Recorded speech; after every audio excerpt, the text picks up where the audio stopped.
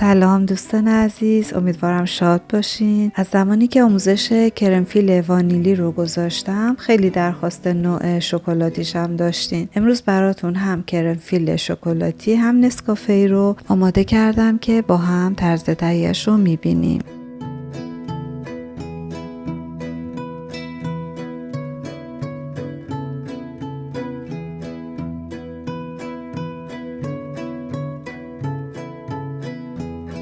ابتدا 1 پیمانه شیر رو داخل ظرفی میریزیم.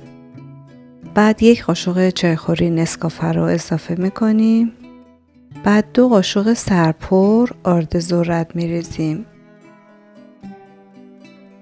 اینا رو با ویسک مخلوط میکنیم، میذاریم کنار.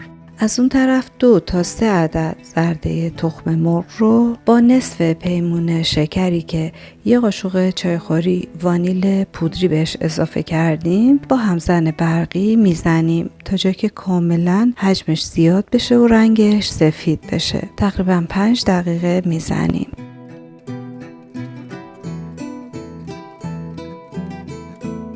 حالا شیر نسکافه‌ای که با آرد ذرت مخلوط کرده بودیم رو روی حرارت میذاریم، هم میزنیم تا زمانی که غلیظ بشه. وقتی غلیظ شد زرده زده شده رو بهش اضافه میکنیم. این مرحله صبوری بیشتری میخواد، باید اونقدر هم بزنید تا کاملا حجم مواد کمتر بشه و غلظت پیدا کنه. بعد 2 تا 3 قاشق سوپخوری کره اضافه میکنیم. وقتی که کاملا ذوب شد حرارت رو خاموش میکنیم. حالا تا مواد گرمه نصفش رو توی ظرف دیگه میریزیم و اینجا من 14 تا شکلات کارات تلخ سکه‌ای رو به بقیه مواد اضافه کردم. به این صورت نصف موادمون شکلاتی میشه و کرمفیل خیلی خوشمزه‌ای رو به دست میاریم. داخل 2 تا ظرف قرار میدیم.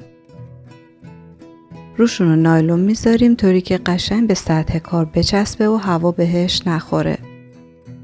بعد 1 شب تا صبح داخل یخچال قرار میدیم تا کاملا خودش رو بگیره. خب کرمفیلا آماده است. از مزهش نگم براتون. پست بعدی من یه نون پنچیک خیلی خوشمزه براتون درست میکنم که برای مغزی نون از همین کرمفیلا استفاده میکنم. این کرمفیلای خوشمزه رو میتونین داخل دسر و کیکاتونم استفاده کنین. تا آموزش بعدی باهاتون خداحافظی میکنم. مراقب خودتون باشین. خدا نگهدار.